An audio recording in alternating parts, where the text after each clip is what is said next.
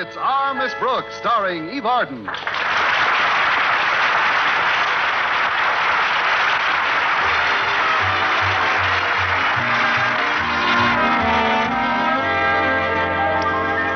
During the course of the school year, our Miss Brooks, who teaches English at Madison High, has constantly shown a rare genius for getting into the doghouse with her principal, Mr. Conklin.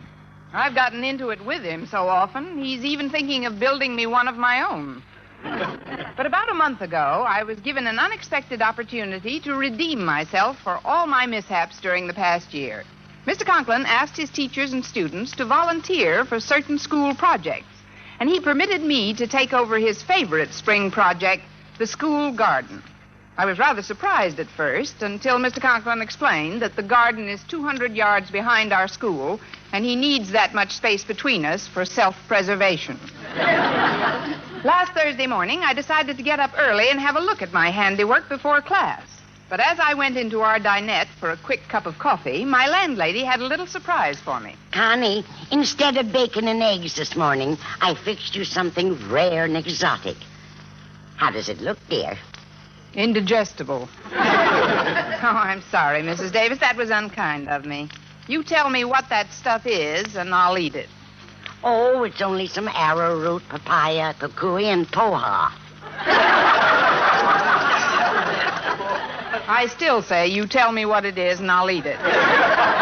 Dear, these are Hawaiian fruits and vegetables. My neighbor, Mrs. Anderson, is vacationing in Honolulu, and she sent me a whole crate full of the stuff. Tell you the truth, I'm not really very hungry this morning anyway. Oh, dear, I had a feeling you wouldn't go for this Hawaiian mess. But, Connie, if you tried it, don't you think you might get used to it? Well, perhaps. Actually, you won't even need this stuff, Mrs. Davis. In another few days, I'm going to treat you to a batch of real fresh homegrown vegetables, right out of the school garden that Walter Denton and I planted. Oh, that's right. The inter-school gardening contest is in a few weeks, isn't it?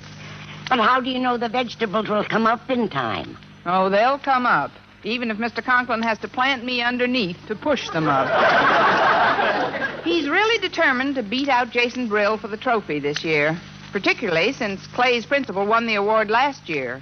Oh, you never saw such a vegetable garden. Radishes, celery, tomatoes, spinach. But what did Mr. Conklin's garden produce? A half-acre of night-blooming jasmine.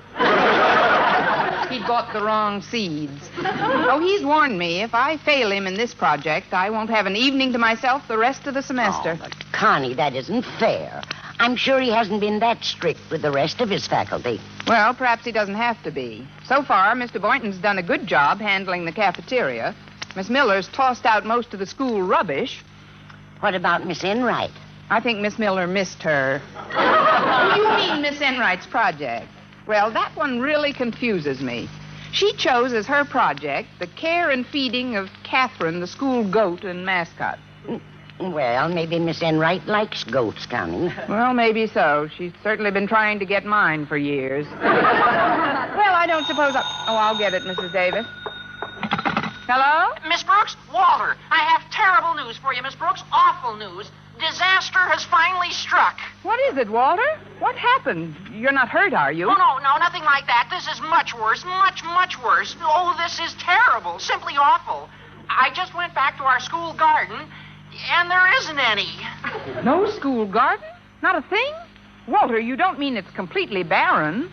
Put 2 skulls there, Miss Brooks, and you've got Death Valley. Yes, and I know just whose skulls Mr. Conklin will use for landscaping. That doesn't seem possible, Walter. You sure nothing came up? Well, only one thing while I was there, Miss Brooks.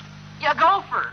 Funny, that's the one thing we didn't plan. Well, I'll come right down and take a look, Walter. Goodbye. Goodbye, Miss Brooks. And if you draw up a suicide pact, count me in. Connie, I couldn't help overhearing you. What happened to your garden, dear? It goofed. Well, now, I'd better get down to school at once.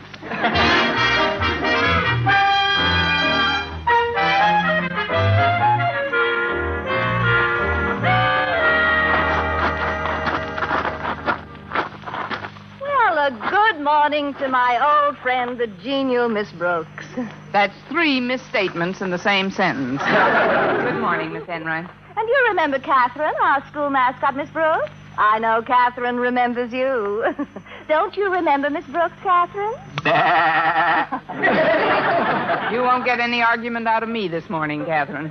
Oh, why so glum today, darling? Your mood hardly becomes that delightful, flowery spring hat you're carrying. You know, it seems I saw the exact duplicate on someone else recently. The exact duplicate? Oh, no, not the exact duplicate. The hat on the horse's head had holes for its ears. Now, darling, I don't want to detain you. I imagine the reason you're back here is to catch up with Mr. Conklin. Catherine and I passed him just a moment ago on his way out to your garden. Mr. Conklin? Mm-hmm. On his way out to the garden? Are you certain? Of course, darling. You remember Mr. Conklin, don't you, Catherine? My sentiments exactly. But if he hasn't seen the garden yet, maybe I can still head him off. Now, if you'll excuse me. Okay!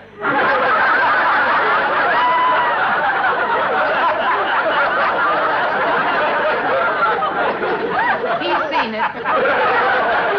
Well, I guess that finishes me. But I still can't figure out what happened to that garden. Well, maybe you should have had someone with a green thumb to help you, like me. No, thanks. I would have spent half my time keeping your green thumb out of my blue eye. I feel it's the least I could have done after the help you've given me with my project. In the month I've had Catherine in my custody, she must have put on at least 25 pounds. And I owe it all to you. To me? But I didn't feed her. Oh, but you did, darling. Every night for the past 3 weeks I've let her graze in your garden. Huh? You let her graze in my garden? Then the vegetables did come up after all. You're only long enough to go down Catherine's throat. Oh, how that animal can eat. I must admit, I helped her. That must have been quite a sight. 2 old goats grazing together in the... Now, darling, let's not be bitter. Just resign yourself to the fact that you've been outwitted as usual.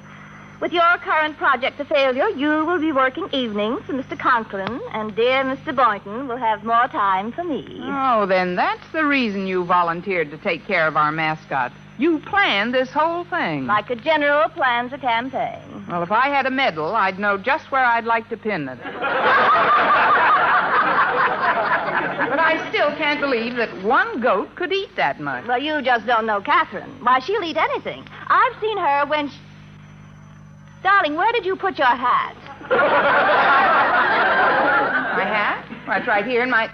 Good grief. While we've been talking, Catherine's eaten it. Oh, I am so sorry. Well, I don't suppose there's any use worrying about that. Anyway, not with the trouble heading this way. Oh, here you are, Miss Green Thumb. Miss Enright, would you please excuse us? I have something I want to say to Miss Brooks. Certainly, Mr. Conklin. Say goodbye to Mr. Conklin and Miss Brooks, Catherine. And a goodbye to you, Catherine. I suppose you know where I've just been, Miss Brooks? Yes, sir. You've seen our garden, and I'm back in the doghouse again. In it? You practically own it, lassie. Miss Brooks, what happened to my garden?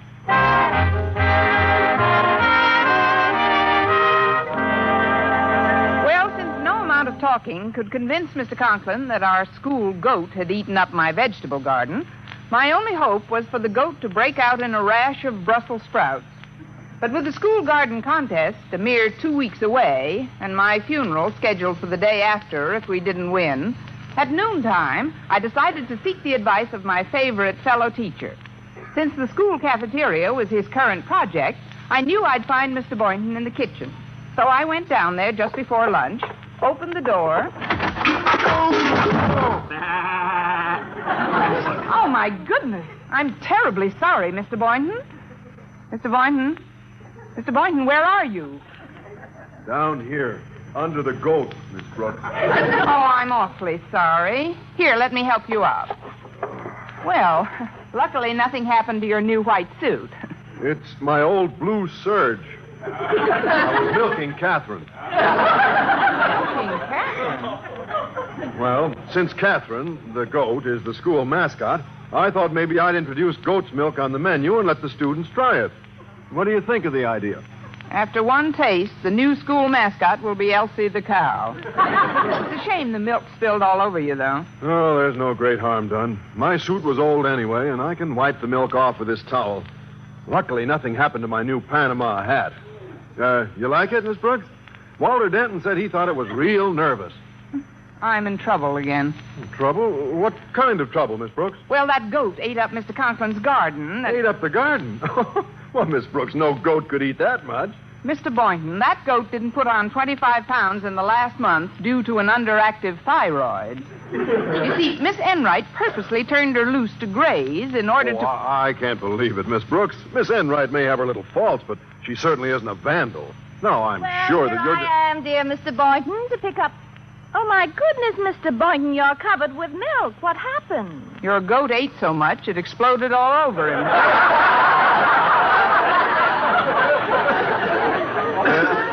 Miss Enright, Miss Brooks is under the impression that you encouraged Catherine to eat up Mr. Conklin's garden. Well, that's an utterly fantastic idea. She has absolutely no basis... Well, there's no use worrying about that now. Anyway, there is still 2 weeks until the contest, and anything can happen in that time. Correction, darling. There were 2 weeks, but those 2 weeks don't exist anymore. Don't tell me Catherine ate them up, too. No, not exactly. I happened to be covering the office of Mr. Conklin during the last period, and Mr. Stone called.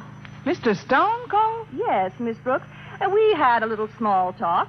When suddenly, out of a clear blue sky, he decided to hold the garden contest tomorrow instead of waiting 2 weeks. And I have a pretty good idea who dropped that clear blue sky on my head.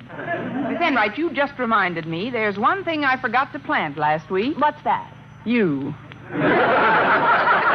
And in the spirit of friendliness, I suggest you teach that walking garbage disposal not to eat people's hats. Oh, darling, do you still think Catherine ate your hat? Mr. Boynton, you know goats don't really eat things like that. Of course they don't. They'd get deathly ill. Now, really, Miss Brooks, I think that you... Hey, what happened to my new straw hat?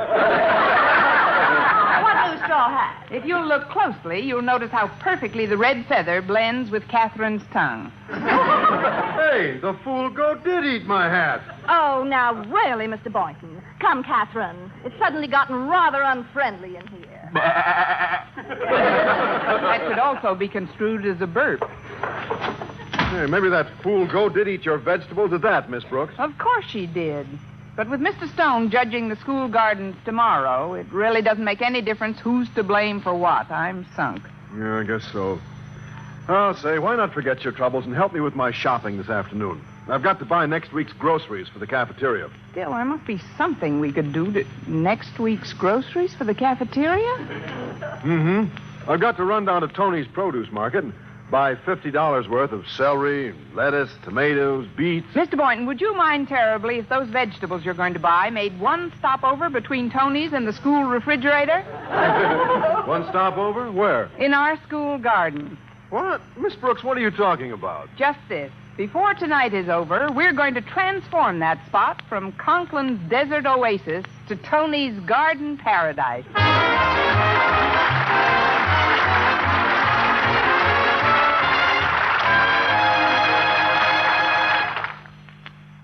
Oh, isn't it dark and peaceful back here, Mr. Boynton?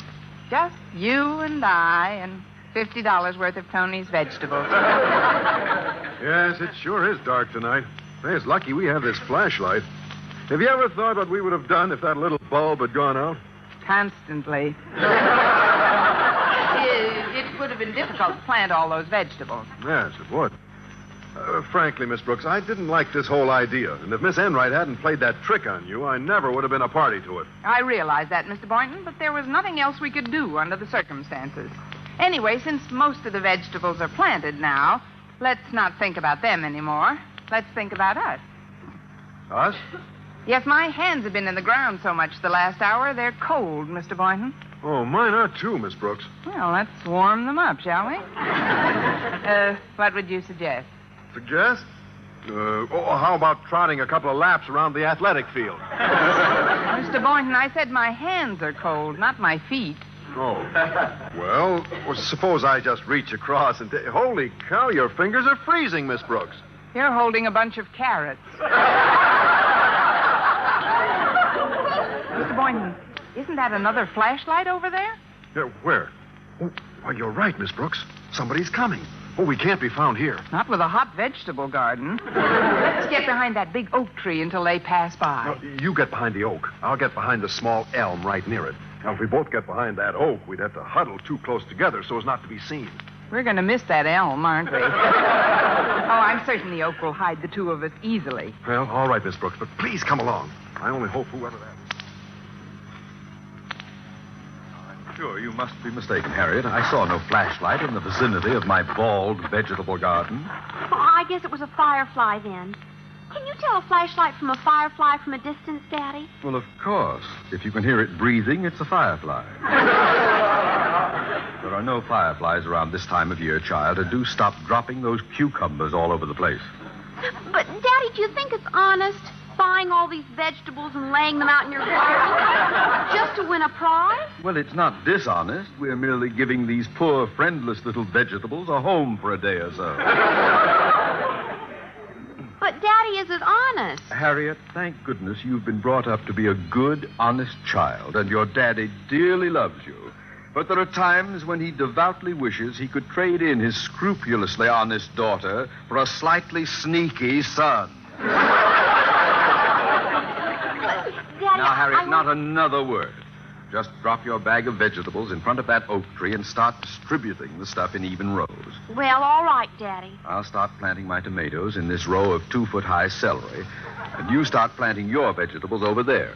We'll soon have this barren desert looking like I'll start planting my tomatoes in this row of 2-foot-high celery. Oh. And look at all these beautiful potatoes and beets and onions and radishes. Oh, what hath heaven wrought? A few short hours ago, a wasteland, barren, denuded, and now this miracle that passeth human understanding. I must be... Harriet, is there a bright, shimmering glow about my head? Gee, I don't understand how they... Oh, Daddy, that light. Over there, there's somebody coming. You're right, child. There is somebody. Great Scott, we mustn't be caught here. Quick, hide behind that elm tree. I'll get behind the oak. I don't think anyone could see me behind here. Phew. Certainly wouldn't want any of my teachers to know what I was up to tonight. There isn't one of them I could trust to keep my secret. Not even Mr. Boynton? No, not even Mr. Boynton. True, he's a just and honest man with a highly developed moral sense, but you can never be certain. But how about Miss Brooks, sir? She can keep a secret. Old blabberlip? Why, if she kept a secret bottled up in herself for more than 2 minutes, she'd blow a silly cork. Oh, I don't know about that, Mr. Conklin. Oh, take my word for it, Miss Brooks. If she ever saw me here in this garden at this hour and knew the scheme I had, take my word for it, Miss Brooks! Yeah! I've been talking to myself. No, sir. And that thing you have your arm around is not a branch, but Mr. Boynton.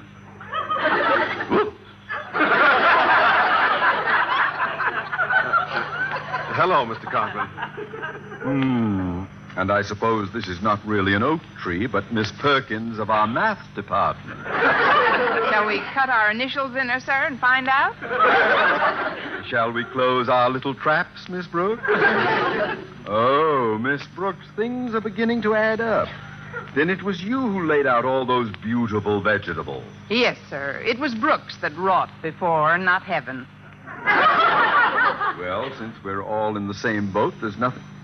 Say, if that person out there with the flashlight is starting to pick up our vegetables. Why, the hijacker. Who could it be, anyway? My guess is that it's Jason Brill. He'd stop at nothing to keep that gardening trophy at Clay City High. But do you think he'd stoop to anything so low? He has a reputation for being the most unprincipled principal in the country. But we'll hand him the shock of his life. Grab a nice, juicy vegetable, both of you. I'll take this watermelon. I've got something here that weighs a ton. Must be an oversized squash. That's my handbag.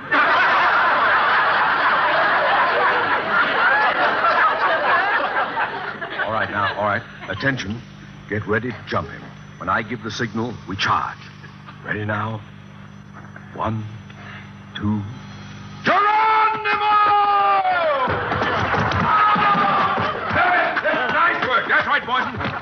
here while I shine this light in his face. Oh, God, it's Mr. Stone! Conklin, stop sitting on my chest this instant. Oh, yes, sir. Of course. Yes. Oh, Miss Brooks, get up. You're sitting on the head of the board. Sir, where I'm sitting is a mighty peculiar place for a head. Oh, the head of the board. Let me help you up, sir. I'm terribly sorry, Mr. Stone. We thought, Boynton, you may stop pulling Mr. Stone's hair now. I was just combing out the watermelon seeds. Oh, no, leave them there, Boynton. I love the taste of watermelon as it dribbles down from my forehead, and I catch the drops on my tongue. Conklin, what was the meaning of that dastardly attack by the three of you on my person? Oh, well, I'm terribly sorry, sir. Terribly sorry. Believe me, sir, we thought you were a vandal. We've had vandals around here lately. That's why we were all here tonight, to stand guard. But why are you here, sir? I happened to drop by your home to make sure you'd been informed about my moving up the date for the garden contest, and your wife said I might find you in your office. On the way over, I thought I'd like to take a peek at your garden. Well, how do you like it, sir? Well, it's exquisite. It's simply exquisite. Oh, thank you. Seems only yesterday that all this was just a barren, desolate wasteland. Matter of fact, it seems like only a half hour ago to me. Do you like the celery, Mr. Stone? Beautiful, Miss Brooks. I don't believe I've ever seen celery stalks so high. And these cabbages, magnificent, and what in heaven's name is this angry-looking, furry vegetable here, Conklin? Angry-looking, furry vegetable? I knew Mrs. Davis would get rid of that stuff somewhere. And these fruits here look quite familiar to me. Mrs. Stone and I once spent a summer in Hawaii. Conklin, how did you ever get kukui and arrowroot and papaya to grow in this climate? Well...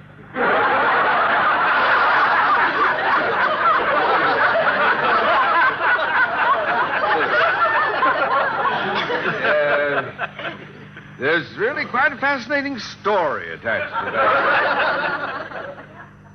Tell him the fascinating story, Miss Brooks. Yes, sir. It's a fascinating story.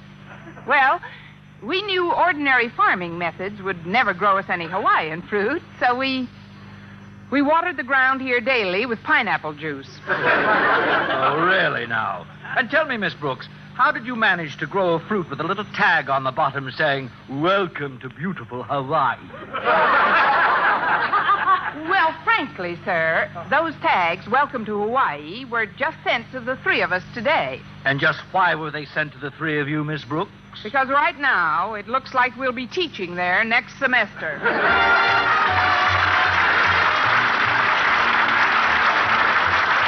Miss Brooks, starring Eve Arden, transcribed, was produced and directed by Larry Burns, written by Arthur Olsberg and Lou Derman, with the music of Bud Gluskin. Mr. Conklin was played by Gale Gordon.